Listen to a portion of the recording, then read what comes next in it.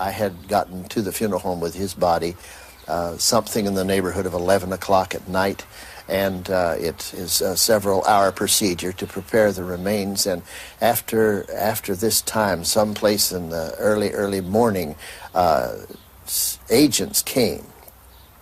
Now, I say agents because I'm not familiar at the moment with whether they were Secret Service or FBI or what they were, but agents did come, and when they did come, they fingerprinted. And the only reason that we knew they did, they were carrying a satchel and the equipment and asked us if they might have the preparation room to themselves. And after it was all over, we found ink on Lee Harvey's hands showing that they had fingerprinted him and palm printed him. We had to take that ink back off in order to prepare him for burial and to eliminate that ink. When we removed the casket from the little chapel, there wasn't any way that the help and I could handle it. Since there were only two of us, we decided the best thing to do. I solicited the newsmen that were there, and I asked them, would you mind helping me? And they volunteered and came over and carried the remains, the casket, to the coach, and then from the coach to the tent after I drove over to the gravesite. There were enough policemen there, one behind every tombstone, because they just didn't know what was going to be the next thing to happen.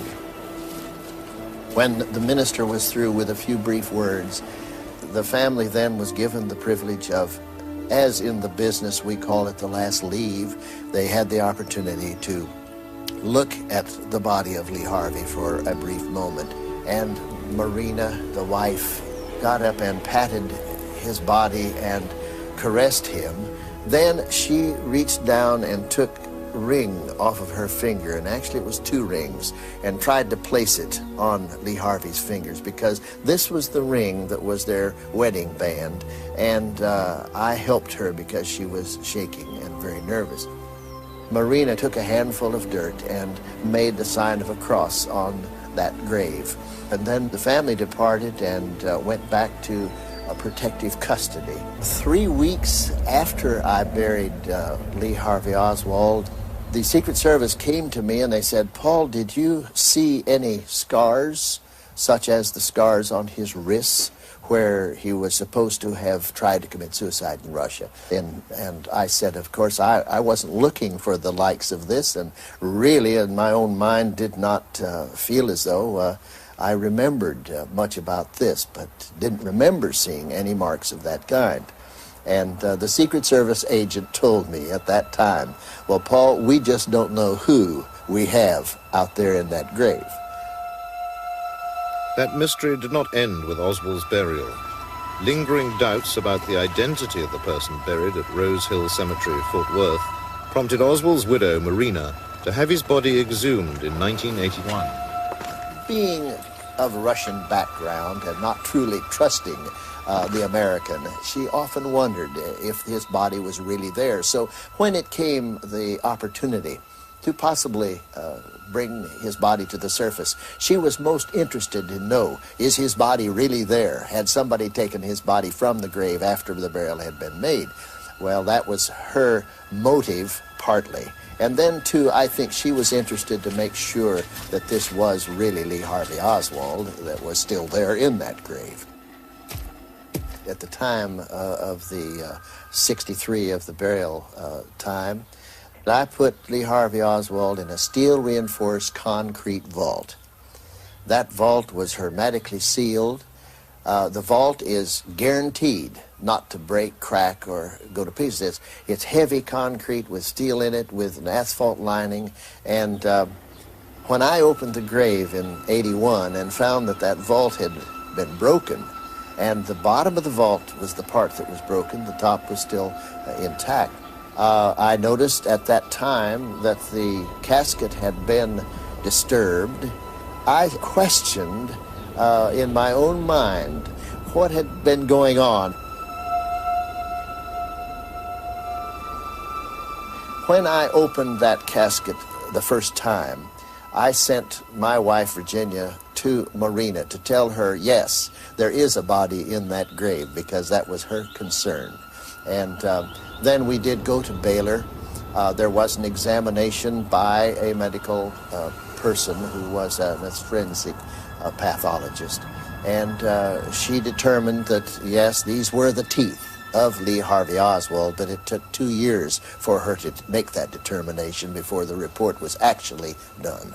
The findings of the team are as follows. We independently and as a team have concluded beyond any doubt, and I mean beyond any doubt, that the individual buried under the name of Lee Harvey Oswald in Rose Hill Cemetery is, in fact, Lee Harvey Oswald. At this point in time, we hope that this puts the matter to rest without any further speculation being raised as to the identity of the individual at Rose Hill. Oswald's dental record was used to confirm the identity of the exhumed body. But once again, the official version does not tell the whole story. Paul Groody, an experienced mortician, made one vital observation that confounds their findings. He speaks about it here for the first time. Of course, I was the one that had to handle the body in the morgue at Baylor. And as we removed the body from the casket, or at least worked with the body, I could recognize that this clothing was the clothing that I had put on that body. And yet, when I saw the head of this body, and it was removed from the casket and removed from the body in order that they might x-ray it and take pictures, I could see that there was no autopsy on that head. When an autopsy is done and the skull is cut in order to remove the cap, in order to remove the brain, there is a distinctive line of where all the fissures and all of the skull has been parted. Now, it's going to cause a bit of a mark. No matter what you try and do, it's going to show. And knowing that I handled the body originally, and there was an autopsy on that head, and now to see that there was no autopsy on the head, made it in my mind pretty clear that something had transpired that had caused this. And I feel as though someone had gone to the cemetery, off hours, had taken the head of Lee Harvey Oswald that now was dead.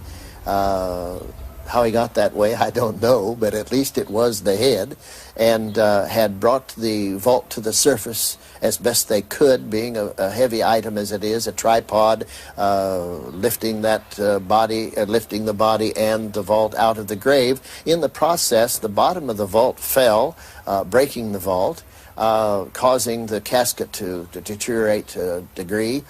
Then, of course, removed the head of the one that was there that had been autopsied and put this head in its place so that we would find the teeth of Lee Harvey Oswald.